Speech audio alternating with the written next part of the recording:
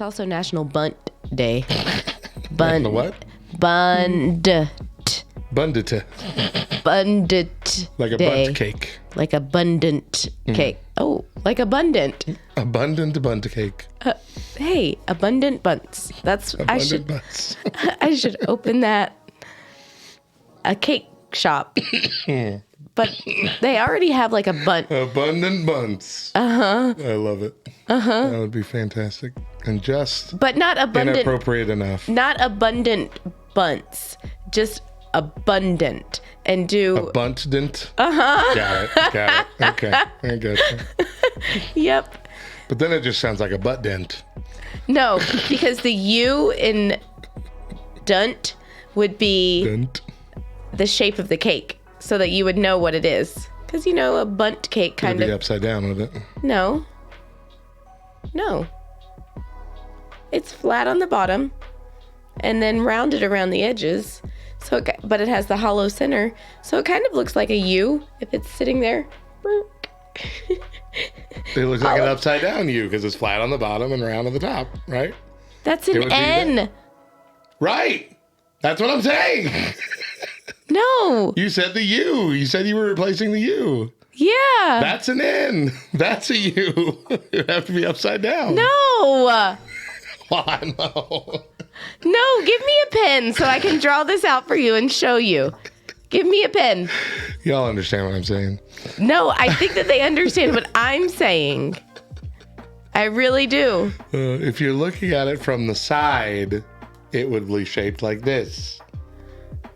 You wouldn't see the dip from the side. You could turn it up ways and cut the top off. I don't know. All y'all, because listen, now Oriel's saying, yeah, you'd be replacing the N. And I'm a lot more willing to listen to Oriel than listen to you. So, whatever. Our near Y'all decade in of the- friendship has y'all in- skewed my trust in your... Y'all in our chat tell me, am I replacing the U or the N? And we're keeping the cake the correct way, the right side up. I'm not turning the cake anyway. Anyway. man. Anyway.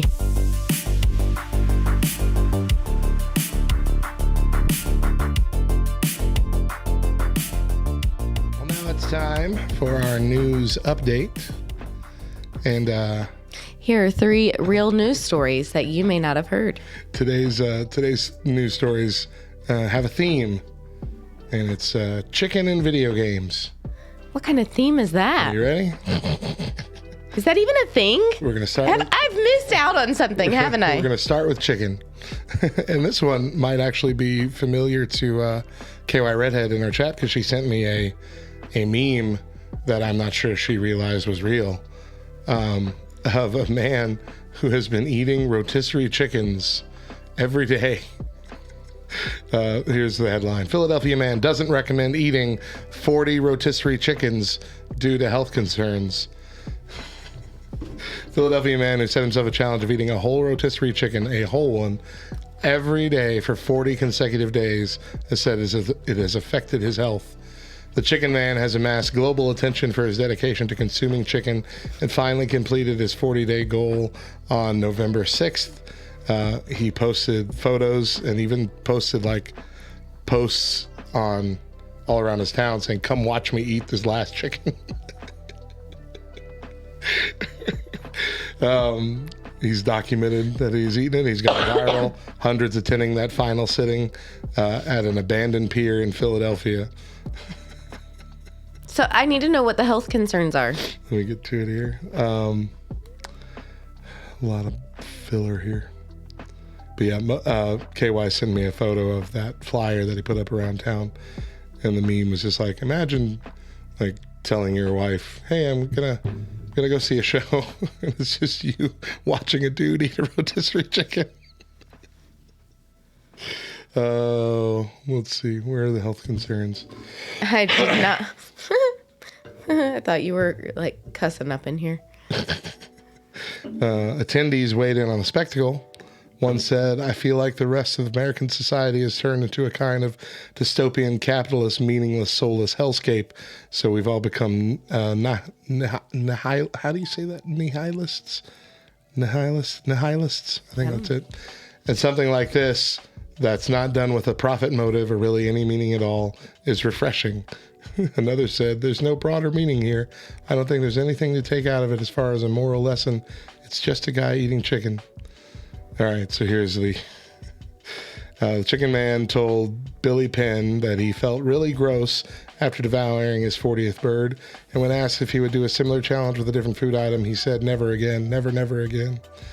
Tominski added that he had lost 14 pounds, has frequent bouts of dizziness and achiness, and has also been experiencing cramps and brain fog. So if you have ever had the notion to gobble up a fowl for an extended period of time, you may want to think again.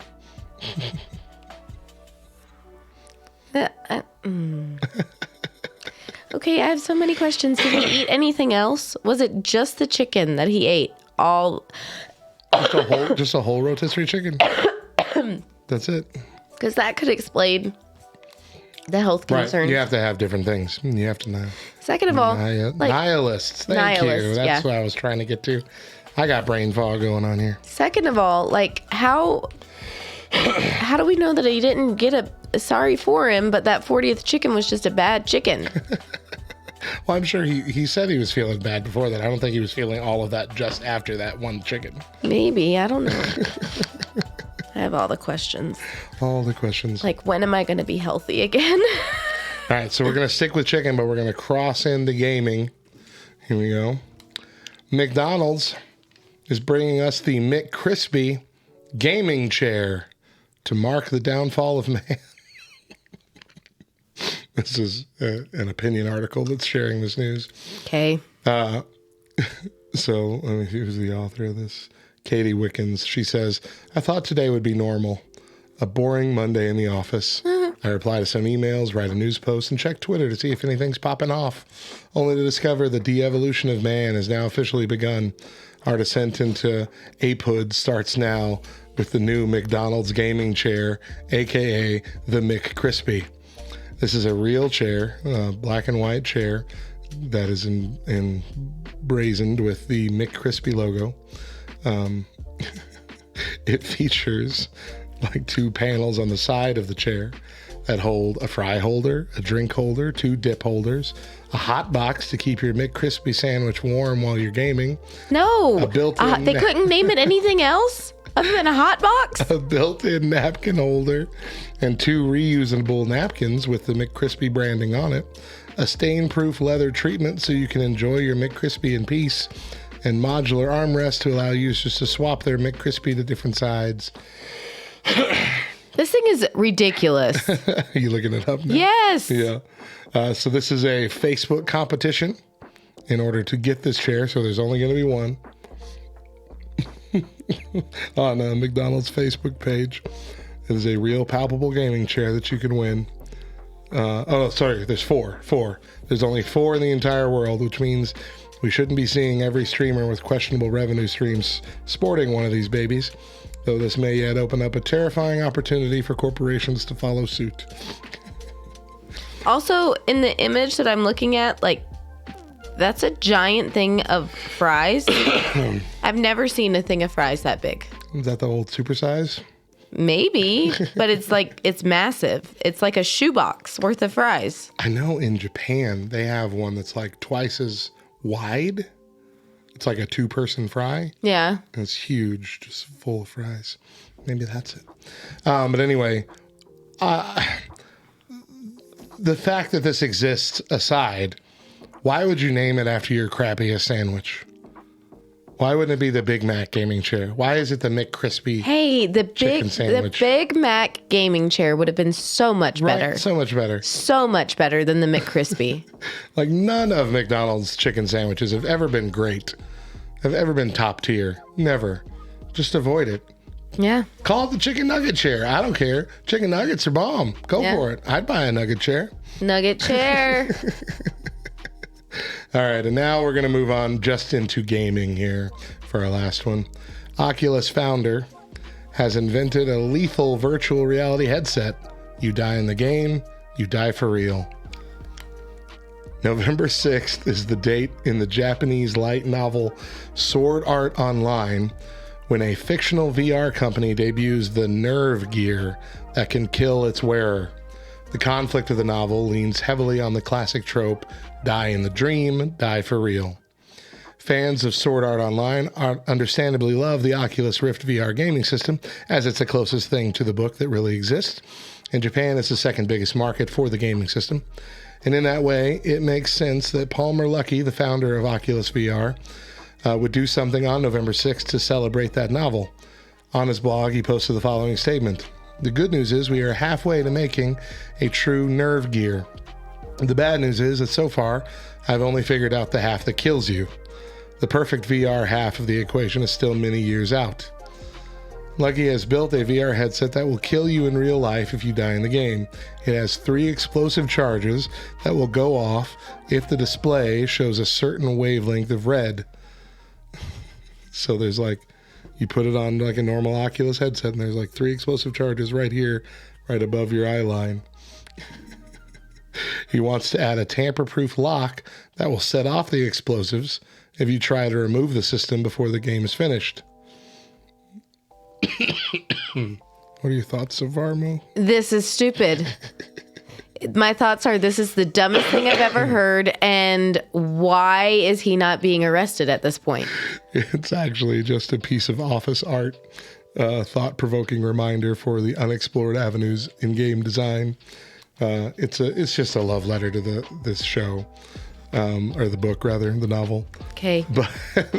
But if you really, want to not sleep and think about it,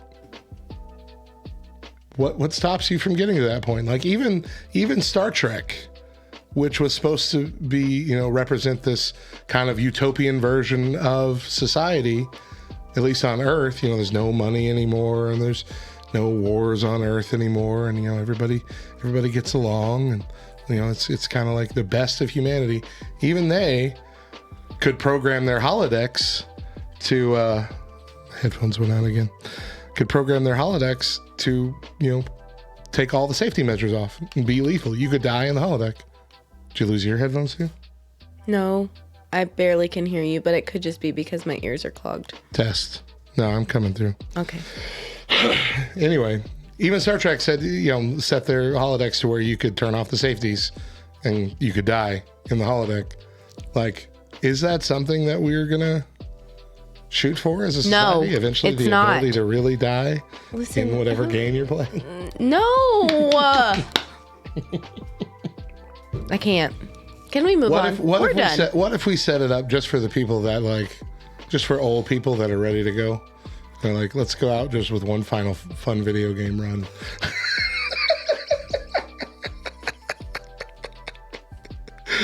Look, I'm kidding, Mo.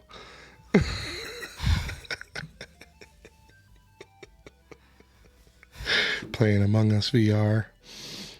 Just one person left. Oriole makes a very good point. He says it's not something we should shoot for, but unfortunately, I think it's something that could and probably will happen. Because that is just humanity. Dang it, Mo. If Matt can't mute your remember phone. after all these years to mute his phone, then chances are we're going to have a video game where we die. Oh, When we die.